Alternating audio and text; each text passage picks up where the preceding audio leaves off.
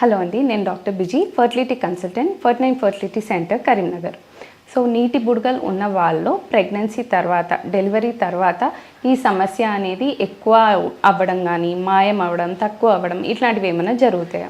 So PCO ఉన్నవాళ్ళు, నీటి బుడగలు ఉన్న వాళ్ళు ప్రెగ్నెన్సీ తర్వాత, డెలివరీ తర్వాత కొందరిలో ఈ ప్రాబ్లం తగ్గినట్టు అనిపించవచ్చు.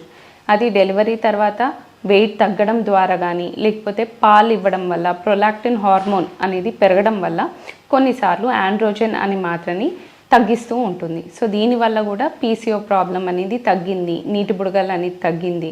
ఓవ్యులేషన్ అనేది కొందరికి మళ్ళీ హార్మోనల్ రీసెట్ అని చెప్తాము. సో ప్రెగ్నెన్సీ అనేది హార్మోన్ని బ్యాలెన్స్ చేయడం వల్ల కొందరికి పీసీఓ ప్రాబ్లం తగ్గింది అనేది అనిపించవచ్చు.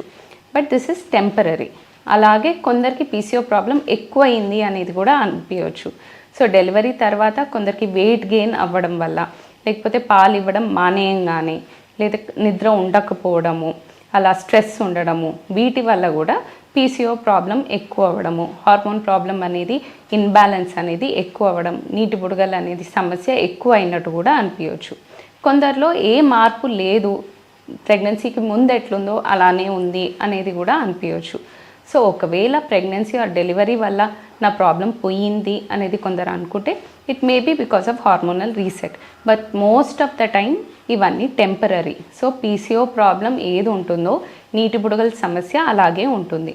బట్ వెయిట్ గెయిన్ అనేది స్టాప్ చేస్తే, హెల్దీ లైఫ్ స్టైల్ అనేది మీరు ఇన్కార్పొరేట్ చేసుకుంటే, పక్కా మంచి స్లీప్ ఉన్నట్టు, స్ట్రెస్ లేకుండా ఉంటే డెఫినెట్గా మీ సిమ్టమ్స్ అనేది డిక్రీజ్ అవుతుంది. ఎగ్ ఓవ్యులేషన్ అనేది కరెక్ట్ టైంకి అయ్యేటట్టు ఉంటుంది. అలాగే మీ హార్మోన్ ప్రాబ్లం తగ్గడం వల్ల పీరియడ్ కూడా టైం టు టైం వచ్చినట్టు ఉంటుంది. Thank you.